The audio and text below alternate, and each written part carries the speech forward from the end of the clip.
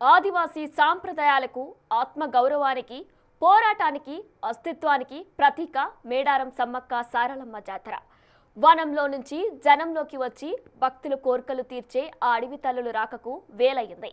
3 రోజుల పాటు భక్తులు పూజలు అందుకునేందుకు సర్వం సిద్ధమైంది. తల్లి మమ్మల్ని చల్లంగా చూడు అంటూ ఇప్పటికే మేడారం బాట పడుతున్నారు భక్తులు. ఇంతకీ ఈసారి మేడారం ప్రత్యేకతలేంటి? కొత్తగా కనిపించేదేంటి?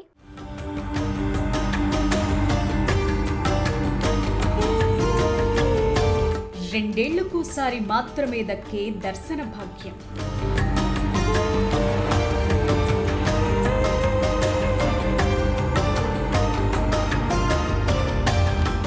ఆశీర్వదించేందుకు సిద్ధమైన అడవి బిడ్డల ఆరాధ్య దైవం.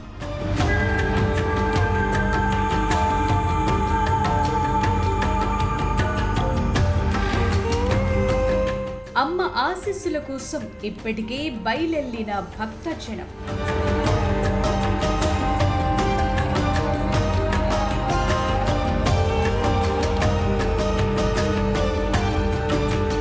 తెలంగాణ కుంభమేళాకు సర్వం సిద్ధం.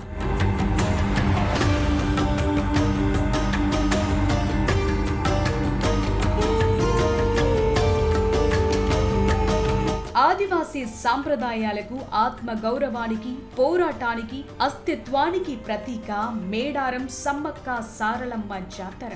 వనంలో నుంచి జనంలోకి వచ్చి భక్తుల కోర్కెలు తీరుస్తారు సమ్మక్క సారలమ్మలు.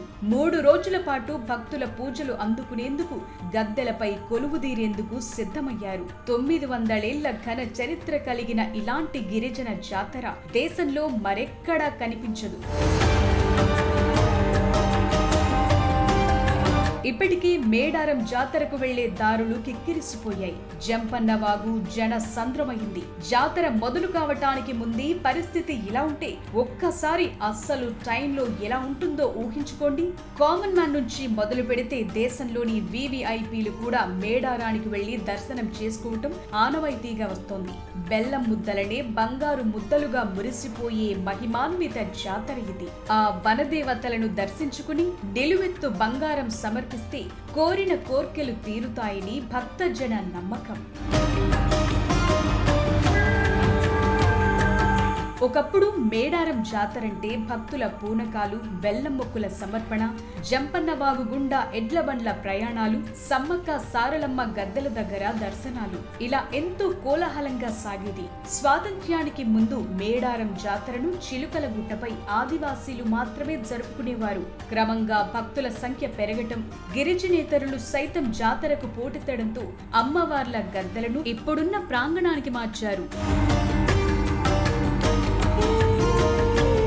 అడవి తల్లులను దర్శించడం అంటే మనం ప్రకృతిని ఆరాధించినట్లే. ఇక్కడ విగ్రహాలుండవు, కేవలం కుంకుమ భరిణెలు, గద్దెలే ఉంటాయి. ప్రకృతిని, చెట్లను దైవంగా భావించే గిరిజన సంప్రదాయం ఇది. ఈ స్వచ్ఛత భక్తుల్లో మరింత నిష్టను పెంచుతుంది. సమ్మక్క సారలమ్మలను దర్శించుకుంటే సంతానం కలుగుతుందని, రోగాలు నయమవుతాయని, కష్టాలు తొలగిపోతాయని భక్తుల ప్రగాఢ విశ్వాసం. గద్దెపైకి చిలుకల గుట్ట నుండి అమ్మవారు వచ్చే సమయంలో భక్తులు పూనకంతో ఊగిపోవటం వారి భక్తికి పరాకాష్ట.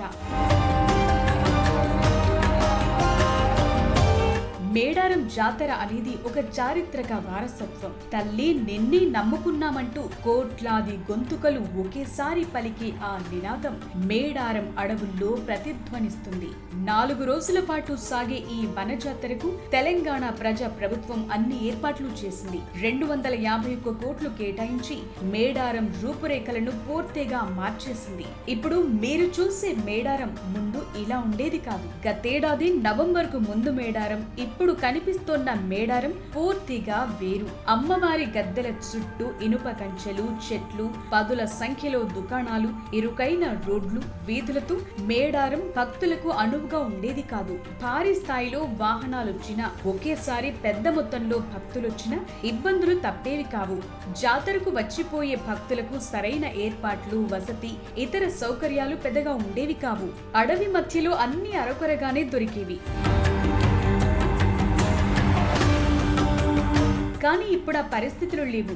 ఆదివాసీ సంస్కృతిని ప్రతిబింబించేలా నిర్మాణాలు, చిహ్నాలు, మేడారం చరిత్రను నేటి తరాలకు అర్థమయ్యేలా చూపించే ఎన్నో నిర్మాణాలు ఇప్పుడు కనిపిస్తాయి. గిరిజన, ఆదివాసీ ఆచార సంప్రదాయాలకు ప్రాధాన్యతనిస్తూ ప్రతి నిర్మాణంలో వారి సంస్కృతి కొట్టొచ్చినట్లుగా కనిపించేలా సమ్మక్క సారలమ్మ పూజారుల సంఘం ఆమోదంతోనే ఈ నిర్మాణాలను పూర్తి చేశారు. దాదాపు 3 నెలల పాటు పూజారులు, గిరిజన నేతలు సమ్మక్క సారలమ్మల చరిత్ర తెలిసిన వారితో సంప్రదింపులు జరిపి గద్దెలను పునర్నిర్మించింది తెలంగాణ ప్రభుత్వం. అందుకే గతంలో మేడారం సందర్శించిన వారికి ఈసారి సందర్శించినప్పుడు ఈ ప్రాంతం కొత్త రూపంలో కనిపిస్తూ ఉంటుంది. పగిడిద్దరాజు, గోవిందరాజుల గద్దెల పునర్నిర్మాణం, వాటి చుట్టూ 8 ద్వారాలు, సమ్మక్క సారక్క గొట్టు గోత్రాలు, చరిత్ర ఉట్టిపడేలా చిహ్నాలు, బొమ్మలు స్పెషల్ అట్రాక్షన్ అని చెప్పాలి. సీఎం రేవంత్ రెడ్డి చొరవ తీసుకుని 251 కోట్ల నిధులు కేటాయించి మేడారం రూపురేఖల్ని పూర్తిగా మార్చేశారు. ఈ వీర వనితల గద్దెల వద్ద బండారి, మర్రి, వెదురు, వేప, ఇప్ప లాంటి 12 రకాల వృక్షాలు కనిపిస్తాయి. మరో 140 రకాల ఆయుర్వేద మొక్కలను నాటనున్నారు. సమ్మక్క సారక్క, పగిడిద్దరాజు, గోవిందరాజు, కోయలు ఇష్ట దైవాలకు ప్రతిరూపంగా భావించే పులి, జింక, దుప్పి, పావురం, ఏనుగు, నెమలి, మొసలి, పశుపక్ష్యాదులతో పాటు కోయల జీవన శైలికి, ఆచార సంప్రదాయాలకు, గొట్టు గోత్రాలకు ప్రతిరూపంగా భావించే సూర్యచంద్రులు, త్రిశూలం, నెలవంక, బండి చక్రాలు, అడ్డా, నిలువు గీతలు ఇప్పుడు స్తంభాలపై కనిపిస్తాయి.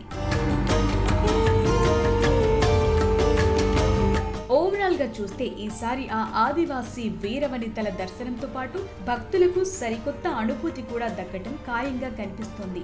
జాతరంటే మేడారానికి వెళ్లి అమ్మవారిని దర్శనం చేసుకోవటం అని అందరికీ తెలుసు. కానీ దీనికి ఓ పద్ధతి ఉంటుందని, ఆ క్రమ పద్ధతిలోనే మేడారానికి వెళ్లాలని చాలా కొద్ది మందికి మాత్రమే తెలుసు. నమ్మి తృప్తిగా బెల్లాన్ని సమర్పిస్తే ఆ వనదేవతలు చల్లగా చూస్తారనేది భక్తుల నమ్మకం. ఆ నమ్మకమే ఎక్కడెక్కడి నుంచో కోట్లాది మందిని మేడారం రప్పిస్తుంది. ప్రతి 2 ఏళ్లకోసారి జాతరకు వస్తున్న భక్తుల సంఖ్య పెరుగుతుందే తప్ప తగ్గడం లేదు. భక్తులు వస్తున్నారు, దర్శనాలు చేసుకుంటున్నారు. కానీ అమ్మవారిని దర్శించుకోవడానికి ముందు చేయాల్సినవేంటో తెలుసా? అసలు మేడారంలో ఏ రోజు ఏం జరుగుతుందో ఐడియా ఉందా?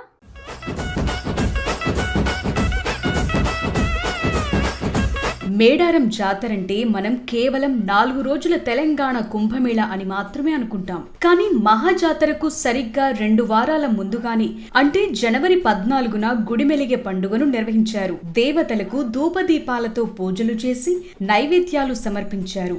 జనవరి 21న మండమెలిగే పండుగ నిర్వహించారు. దీనర్థం జాతరను విజయవంతంగా నిర్వహించే శక్తిని ప్రసాదించాలంటూ పూజారులు దేవతలను ప్రార్థిస్తారు. ఈ 2 పండుగలతో ఉత్సవాలు మొదలయ్యాయి. మహాజాతర ప్రారంభమైన సరిగ్గా వారానికి, అంటే ఫిబ్రవరి 4న నిర్వహించే తిరుగువారం పండుగతో ఈ ఉత్సవాలు ముగుస్తాయి. ఇది పూర్తిగా పూజారుల పండుగ అని చాలా మందికి తెలియదు.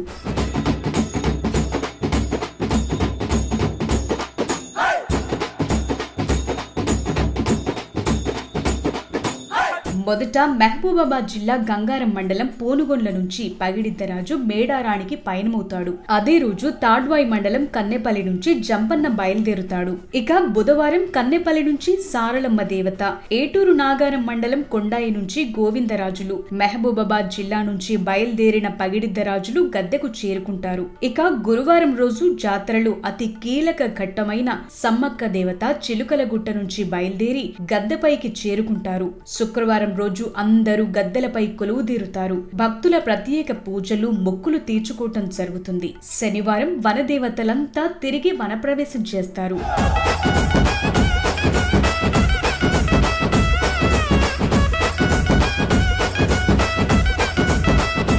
మహాజాతర ఆదివాసీల ఉత్సవమే కాదు, తెలంగాణ ప్రజల గుండె చప్పుడు. ఈ మాట ఎందుకు అనాల్సి వస్తుందంటే ప్రతి ఏటా ఈ జాతరకు వచ్చే వారి భక్తుల సంఖ్య పెరుగుతూనే ఉంది, కానీ ఎప్పుడూ తగ్గలేదు. ఇప్పటికీ ఈ జాతరకు కావాల్సిన ఏర్పాట్లు పూర్తయ్యాయి. ఆ ప్రాంతమంతా కోలాహలంగా కనిపిస్తోంది. వచ్చే భక్తులకు ఎలాంటి అసౌకర్యం లేకుండా అధికారులు ఏర్పాట్లు చేశారు. మేడారానికొచ్చే భక్తులకు తాగునీరు, తాత్కాలిక మరుగుదొడ్ల సౌకర్యం, వివిధ ప్రాంతాల నుండి వచ్చే భక్తులకు టీజీఎస్ఆర్టీసీ ఆధ్వర్యంలో అదనపు బస్సుల కేటాయింపు, ఇలా చాలా వసతులను ఏర్పాటు చేశారు.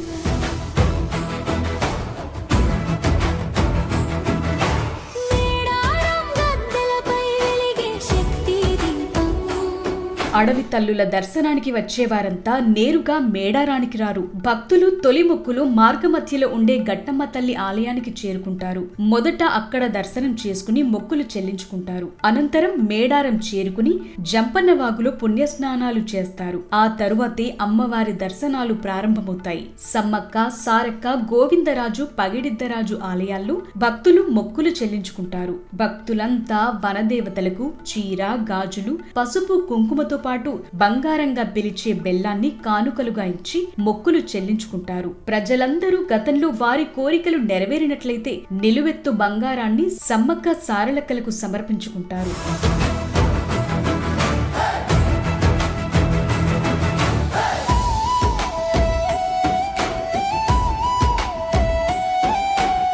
అలాగే అమ్మవార్ల దర్శన అనంతరం కోడి, మేకలను మొక్కులుగా అప్పగిస్తూ మేడారం సమ్మక్క సారక్క ఆలయ పరిసరాల్లో ఓ వేడుకను చేసుకుంటారు. ఈ టైంలో అమ్మవార్ల గద్దెలకు ఎదురుగా నిలబడి కోళ్లను గాల్లోకి ఎగరవేస్తారు భక్తులు. ఈ పద్ధతిని ఎదురుకోళ్లంటారు.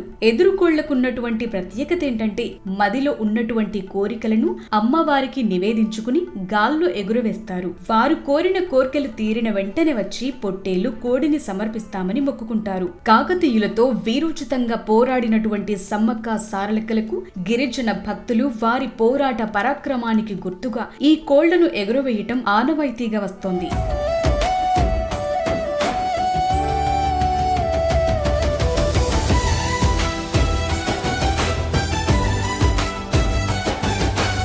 నిజానికి 2 ఏళ్లకోసారి జాతర జరిగిన మధ్య ఏడాదిలో మినీ మేడారం జాతర నిర్వహిస్తారు. మినీ మేడారం జాతరకు ములుగు జిల్లాతో పాటు సమీప జిల్లాలకు చెందిన భక్తులు మేడారానికొచ్చి మొక్కులు చెల్లించుకుంటారు. ఇక్కడ మరో విశేషం ఏంటంటే ఈ మహాజాతరలో ఆదివాసీ తెగలకు చెందిన ప్రజలు మేడారంలో రోజుల తరబడి ఉండి జాతర ఏర్పాట్లలోనూ వాలంటరీగా పాల్గొంటారు.